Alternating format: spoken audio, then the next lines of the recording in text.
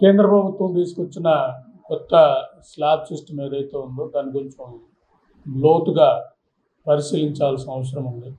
ఎందుకంటే ఒకవైపు దేశంలో 200 లక్షల కోట్లకు పైగా అప్పు దాటిన ఈ పరిస్థితులలో ఈ పన్నుల విధానంలో అంటే మళ్ళీ ఓట్ల వేటల్లో వెళ్ళే విధానం ఉంటే రాష్ట్ర లేదా దేశాల ఆదాయం తగ్గినప్పుడు భవిష్యత్తులో ఎలాంటి పరిణామాలు రాబోతాయి అనేది కూడా మనం బేరోజు చేయాలి, అసెస్మెంట్ చేయాలి. ఇక్కడ నిన్న చూసిన పన్నుల విధానం చూస్తే అంతకుముందు డిఫరెంట్ స్లాబ్స్ ఉండేవి. అంటే ఎలక్ట్రానిక్ గూడ్స్ వచ్చేది మోర్ దాన్ 18% ఉండే పరిస్థితి ఉండేది. అవన్నీ చేంజ్ చేసి నిన్న మోస్ట్లీ కొన్ని ఐటమ్స్కి 40% పెట్టిన, అంటే లగ్జరీ కార్లు కానీ లగ్జరీ ఐటమ్స్ వరకు. మిగతా ఎలక్ట్రానిక్ గూడ్స్ అన్నీ కూడా 18% తీసుకొచ్చిన పరిస్థితి. అంటే సామాన్యుడు మధ్యతరగతిలో ఎవరన్నా చిన్న చిన్న స్కూటర్లు కానీ ఏదైనా కార్లు కొనుక్కోవాలన్నా కూడా బాగా ధరలు తగ్గే పరిస్థితి ఒకటి సానుకూల పరిస్థితి అనుకోవాలి. అలాగే కొన్ని ఎసెన్షియల్ కమాడిటీస్ సంబంధించి అంటే వాటి తాలూకా 5% ఉన్నది కూడా జీరోకి తీసుకొచ్చిన పరిస్థితి మనం చూస్తే మనకి కనపడతా ఉంది.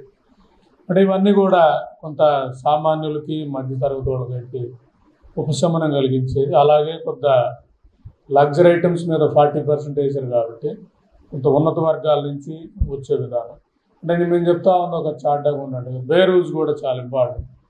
అంటే చిన్న లేదా మధ్యతరగతి వాళ్ళకి ఈ బెనిఫిట్ ఇవ్వడం వల్ల రెవెన్యూ ఎంత లోటు వస్తుంది, ఎంత లాస్ అవుతా ఉన్నాం.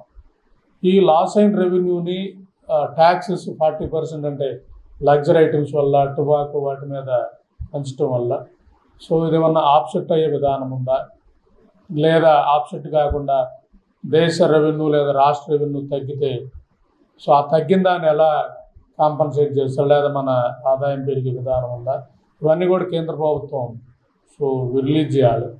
ఆ రిలీజ్ చేసే విధానంతో ముందుకెళ్ళాలి. అదర్వైజ్ బీహార్లో ఎలక్షన్ వచ్చింది కాబట్టి ఈరోజు జిఎస్టీ రేట్స్ తగ్గిస్తే రేపు మళ్ళీ ఇంకో ప్రభుత్వం వచ్చి అసలు జిఎస్టీ స్లాబ్స్ ఇంకా తగ్గించుకొని కుదిరితే ట్యాక్స్ కూడా అవసరం లేదన్న విధంగా ముఖ్యంగా శ్రీలంక తరహా కానీ మనం వెళ్ళే పరిస్థితి కానీ ఉంటే అక్కడ వచ్చిన సంక్షోభం కూడా ఇక్కడ వచ్చే పరిస్థితి ఉంటుంది. ఎందుకంటే దీని ఇంపాక్ట్ ఎంత అనేది కూడా మనం చూడాలి. అంటే మీరు ఆ ట్యాక్స్ తగ్గించడం వల్ల లేదా ఫుడ్ ఐటమ్స్ వీటి మీద తగ్గించడం వల్ల ఒక సామాన్యుడికి మహా అయితే నెలకి ఒక 500 రూపాయలు బెనిఫిట్ వస్తుందేమో, అంటే ఇయర్ మొత్తం మీద ఒక 5,000 6,000 వచ్చింది. బట్ ఇది ఓవరాల్ ఎకానమీ మీద రెవెన్యూ చాలా తగ్గే పరిస్థితి ఉంటుంది. దాన్ని బేరోజు వేసుకొని దీనివల్ల ఎకనామిక్ ఇంపాక్ట్ ఉండదు. సో ఇంకా చెప్పాలంటే రేపు ఈ అప్పులు 200 లక్షల కోట్లకు పైగా ఉన్న ఈ అప్పుల మీద వడ్డీలు వీటి తాలూకు ఎలా రీపే చేయగలుగుతాం అనేది కూడా ఆలోచించే విధానం ఉండాలి. కాబట్టి ఇవి రెండు బ్యాలెన్స్ చేసి వెళ్తే ఓకే పర్లేదు. కానీ తాత్కాలిక ప్రయోజనాల కోసం లేదా చిన్న చిన్న ఉపశమనాలు ఇచ్చే విధానం అంటే భవిష్యత్తు పణంగా పెట్టి చిన్న చిన్న ఉపశమనాలు ఇచ్చే విధానం అంటే ఇది డెఫినెట్గా ఆర్థిక వ్యవస్థ మీద తీరని సో ప్రభావం చూపిస్తూ ఉంటుంది. అవేలో పాలకులు వెళ్ళుంటారని నేను అనుకుంటా ఉన్నాను. సో అసెస్మెంట్ కూడా మనం అంటే ఎక్కడైతే ట్యాక్సెస్ తగ్గుతున్నాయి, ఎక్కడైతే పెరుగుతున్నాయి, రెండు కూడా మనం చూసుకోవాలి. ఇప్పుడైతే 0, ఇంకోటి వచ్చేకి 5, 18, 40 4 స్లాబ్లు ఉన్నాయి.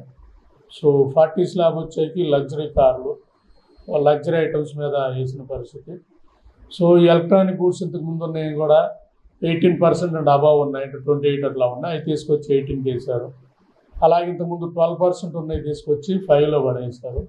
ఇవన్నీ కూడా మధ్యతరగతి వాళ్ళకి కొంత లోయర్ సెక్షన్స్కి ఉపశమనమే. ఆ ఉపశమనం ఎంత, దాని తాలూకా ఇంపాక్ట్ ఎంత అనేది ఎకానమీ పాయింట్ ఆఫ్ వ్యూలో long term point short term రెండు కూడా ప్రభుత్వాలు అసెస్ చేయాలి. దాని మీద చర్చ జరగాలి. ముఖ్యంగా అంటే పార్లమెంట్లో చర్చ జరగాలి.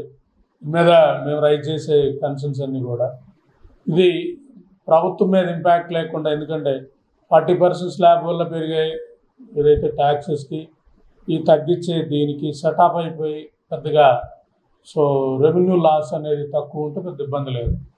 అసలు రెవెన్యూ లాస్ యూజ్గా ఉండి అంటే జస్ట్ ఎలక్షన్ కోసం ఇవన్నీ వెళ్ళే విధానం అంటే ఇది దీర్ఘకాలికంగా దేశ ఆర్థిక వ్యవస్థ మీద ప్రభావం చూపిస్తే ప్రభావం ఉంది. కాబట్టి అవేలో చర్చ జరగాలనేది ఆమ్ ఆద్మీ పార్టీగా మేము కోరుకుంటున్నాం. సో పెరిగిన ఐటమ్స్ వచ్చేకి లగ్జరీ గూడ్స్ పెరిగాయి. కార్లు అంటే 20 లక్షల పైన ఉన్న కార్లన్నీ కూడా BMW కానీ 40% పెంచారు. అలాగే తగ్గిన ఐటమ్స్ వచ్చేకి ఎలక్ట్రానిక్ గూడ్స్. ఇప్పుడు మన మోటార్ సైకిల్ కానీ ఇవన్నీ కానీ ఇంతకుముందు 28 ఉండేవి, ఇప్పుడు 18 వచ్చాయి. అలాగే ఇంతకుముందు 12% స్లాబ్లో ఉన్న ఫుడ్ ప్రాసెసింగ్ 5కి వచ్చాయి, కొన్ని వచ్చేకి 0కి వచ్చిన పరిస్థితి ఉన్నాయి. కాబట్టి అంటే ఎసెన్షియల్ కమాడిటీస్ అంటే మనం నిత్యావసర సరుకుల తాలూకా చాలా ఉపశమనం ఉందంటే దానివల్ల మనకి మధ్యతరగతి వాళ్ళకి, లోయర్ సెక్షన్ వాళ్ళకి కొంత రిలీఫ్ అయితే ఉంటుంది దీంట్లో. అంటే ఇట్ ఈస్ నథింగ్ బట్ ప్రభుత్వం ఎలక్షన్ ముందు వెళ్ళే సంక్షేమ పథకం లాంటిది. సంక్షేమ పథకం అంటే ఒక పథకం రిలీజ్ చేయడం.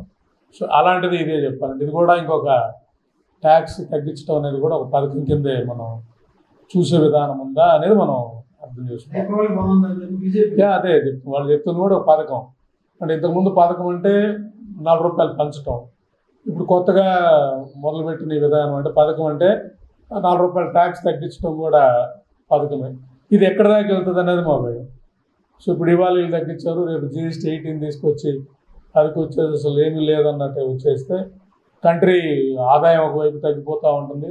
రెండో వైపు వచ్చేకి కంట్రీలో 2 లక్షల కోట్ల అప్పు అంటే దాని మీద ఇంట్రెస్ట్, దాని మీద అవన్నీ కూడా గుదిబండలా తయారయ్యే పరిస్థితుల్లో ఆదాయం పెంచే మార్గాల్ని ప్రభుత్వం ఆలోచించాలి. ఆ వేలో వెళ్ళట్లేదు అనేది మనం చూస్తే అర్థమవుతుంది. ఎందుకంటే తెచ్చిన అప్పులన్నీ ఆల్రెడీ పథకాలకు పెడతా ఉన్నారు. ఈ పథకాలు కాకుండా మళ్ళీ ఈ ట్యాక్స్ రూపంలో వచ్చిన పథకం అంటే డెఫినెట్గా ఎకానమీ మీద ఇది బాగా ఇంపాక్ట్ చూపిస్తుంది అనేది ఒక ఆర్థికవేత్తగా, చార్ట్ అకౌంటెంట్గా దీర్ఘకాలిక ప్రయోజనాలను దృష్టిలో పెట్టుకొని దీని మీద అసెస్ చేయండి అనేది నేను ప్రభుత్వాన్ని, లేదా దీని మీద చర్చ చేయండి అనేది ప్రతిపక్షాలను కూడా నేను కోరుతున్నాను.